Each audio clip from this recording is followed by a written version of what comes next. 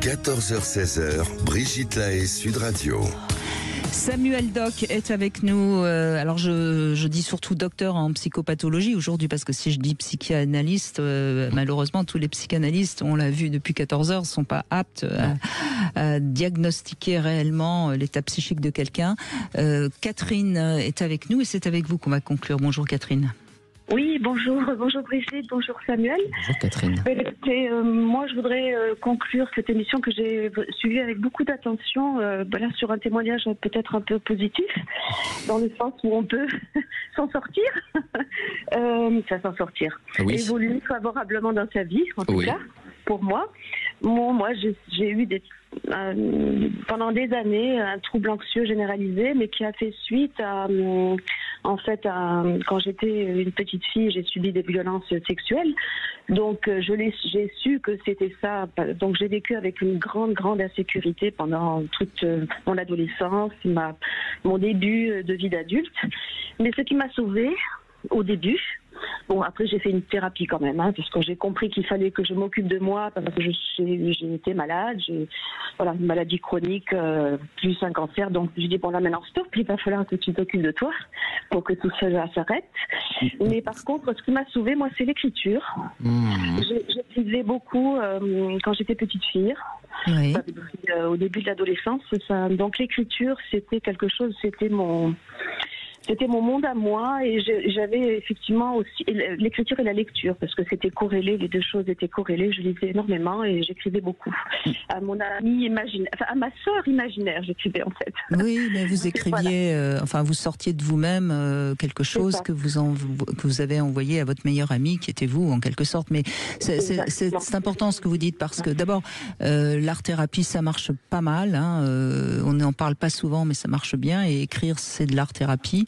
Ensuite, ce qui est intéressant, vous dites j'ai beaucoup lu. Et moi, je voudrais aussi, aujourd'hui, où on sait que malheureusement les jeunes lisent de moins en moins, je voudrais rappeler qu'en effet, la lecture, il ne faut pas s'obliger à lire des livres qui ne nous intéressent pas, mais la lecture, c'est une manière de recréer du lien avec l'humain. Parce que on est avec quelqu'un qu'on lit, et on est dans une relation très très très intime avec l'auteur quand on lit.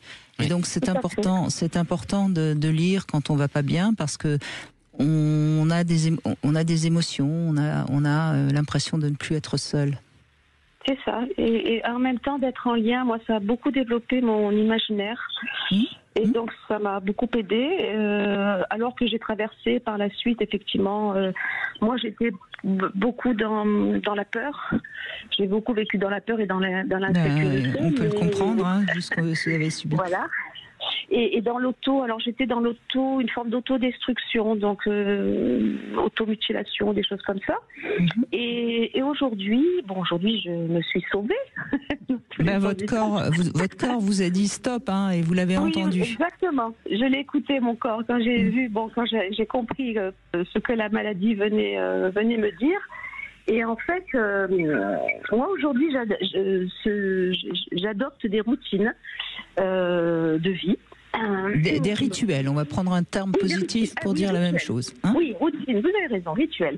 Et donc, j'ai un rituel tous les matins. Donc, tous les matins, je fais ma séance chez moi, toute seule, de yoga pilates. Voilà, donc c'est quelque chose qui me convient bien, qui m'apaise, qui me manque dans la vie, en fait, depuis un certain temps. Et vous savez, Catherine, ce que vous dites est très important. Quand le matin, on a du sens à se lever pour faire quelque chose, eh bien c'est déjà un signe qu'on va pas si mal. Oui. Et d'ailleurs, la lecture aussi, moi je trouve que quand j'ai un patient qui commence à me dire vous voyez, docteur Doc, j'arrive à me poser, à lire un livre, je me dis que s'il est moins envahi déjà psychiquement par ce qui le fait souffrir. Alors bien sûr, l'idée c'est pas non plus de s'enfermer dans des rituels et quoi, mais oui, il peut y avoir des ancres qui nous font du bien, des petits moments où on se rattache à notre vie. Exactement, on se rattache, en fait on se connecte à soi, et moi aujourd'hui c'est ce que j'ai appris au travers dans mon parcours de vie, et voilà, donc je marche beaucoup dans la nature, j'aime me connecter à la nature, voilà. J'essaie aussi beaucoup, ça par contre c'est très important pour moi, de m'entourer de personnes positives. Ah oui. Ça, par contre, oui. Oula, ça nous parle ici au studio. ça nous parle. J'ai fait le tri dans ma vie. Et puis, alors faire le tri dans sa vie, alors déjà, oui, évacuer les personnes toxiques, ça c'est sûr. Et puis ne pas hésiter, parfois, et on est amis avec quelqu'un depuis très longtemps, et puis parce qu'on est amis depuis très longtemps, on croit qu'il faut rester amis. Parfois, c'est comme en amour, on a évolué différemment, et il ne faut pas avoir peur de tourner le dos à quelqu'un, on gardera les bons souvenirs, et puis la nature a horreur du vide. Quand il suffit de regarder la nature, on voit bien qu'il y a toujours quelque chose qui va pousser à un endroit qui est vide. Absolument. Et donc, on rencontrera d'autres personnes qui seront plus en symbiose avec ce qu'on est devenu. Et à ce moment-là, on continue à grandir au sens de s'élever vers notre vraie nature. Exactement. Les Japonais ont un proverbe, ils disent « Regarde le fleuve, tu y verras passer le corps de ton ennemi ». Ça veut dire que, voilà, chacun aura ce qu'il mérite. Exactement, vous avez tout à fait raison, je suis vraiment d'accord avec vous deux parce que c'est ce que j'ai fait il y a 2 ans puisque j'ai quitté la ville là où j'habitais pour aller m'installer dans un petit village voilà, au cœur du Lauragais et avec des gens que j'aimais plutôt, enfin, avec qui j'étais plutôt en accord, mais je me suis écoutée parce que je n'évoluais plus dans ma vie personnelle, professionnelle, etc.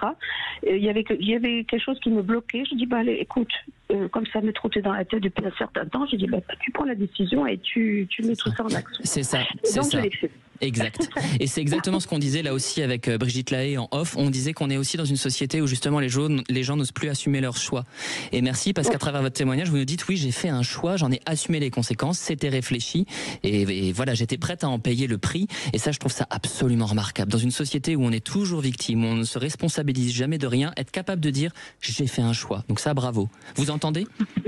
Merci beaucoup. Oui. Et puis vous avez été victime, mais vous n'en avez pas fait votre statut. Une étiquette. Ça voilà. C'est important aussi parce que bien sûr qu'on peut être victime dans la vie, on peut être victime, mais si on devient responsable de sa vie, on sort de la victimisation qui nous enferme. Ah, bien, oui. Et vous avez et aujourd'hui vous êtes heureuse et libre de vivre la vie que vous avez envie de vivre. Vous n'êtes plus dans une position de victime qui enferme. Hein. Oui. Et sur cette question. Sur cette question de l'évolution, puisque j'entends que ce n'est pas votre cas, mais pour les personnes qui nous écoutent et qui souffrent de troubles bipolaires, il faut savoir que ce n'est pas à proprement parler curable. C'est-à-dire que du moment où le diagnostic est fait, souvent donc au terme d'une grande errance, il y a un traitement qui est mis en place. On a eu un témoignage plus tôt aujourd'hui dans la journée, c'est un traitement à vie. Mais l'idée, c'est d'être stabilisé, vous voyez. Et cette idée de pouvoir être stable et de trouver non pas une guérison, mais un soin, parce que guérison et soin, ce ne sont pas la même chose, c'est déjà bien. Et vous, j'entends que vous avez trouvé les deux, n'est-ce pas ? Tout à fait. Vous avez guéri cette cicatrice terrible du drame que vous avez vécu et en même temps, vous avez appris à prendre soin de vous. La nuance est importante. Ça me touche beaucoup ce que vous dites parce que moi je suis aussi sur le chemin de la guérison de la maladie qui m'accompagne, qui est ma colocataire jusqu'à la fin de ma vie puisqu'il n'y a pas de traitement contre cette maladie. Voilà. Mais je suis sur le chemin de la guérison parce que c'est comme ça que je vis aujourd'hui en fait. C'est très beau, c'est presque spirituel, hein. C'est un chemin de vie, n'est-ce pas ? Il y a une spiritualité dans l'épreuve. Tout à fait. L'épreuve est mon chemin de vie.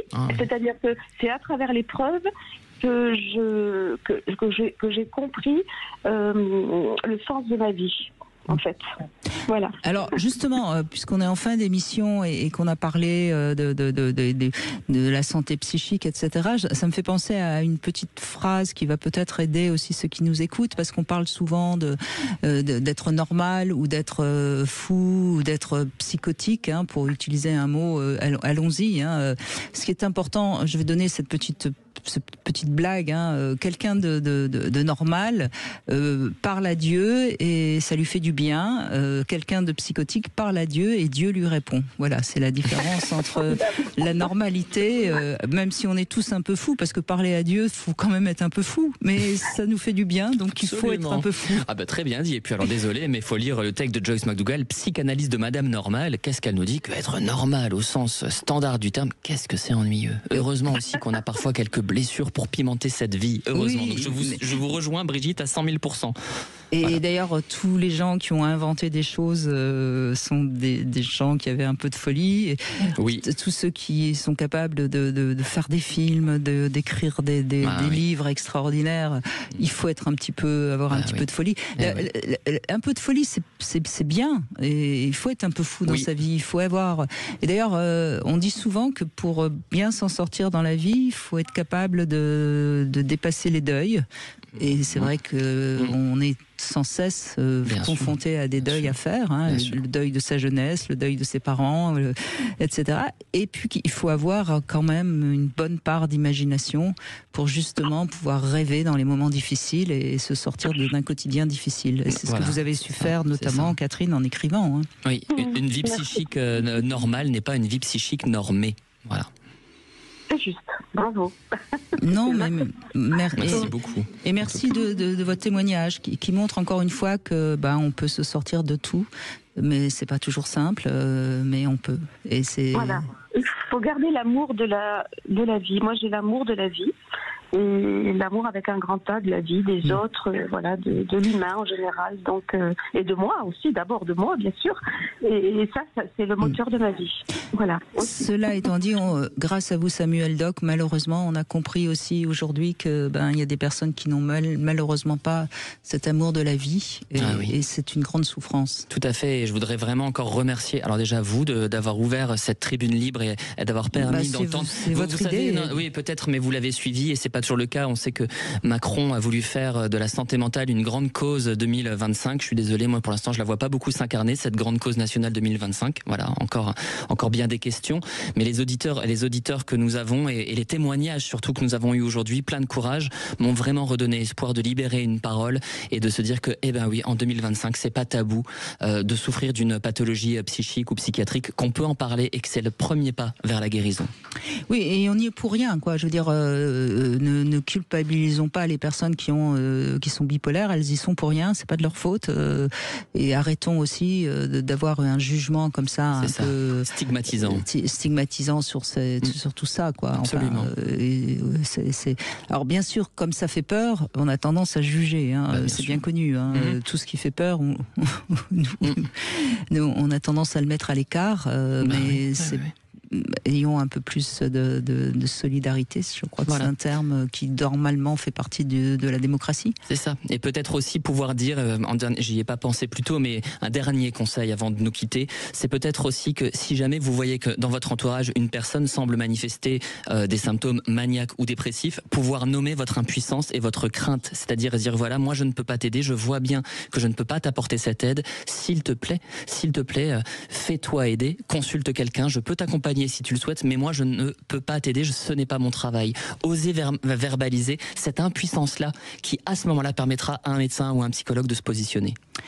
Merci Samuel Doc. Je rappelle que vous avez écrit ce livre L'enfant thérapeute. C'était aux éditions Plomb. Vous racontez votre propre histoire avec tout ce que vous avez traversé de difficile et qui fait que vous êtes aujourd'hui apte à entendre la souffrance des autres.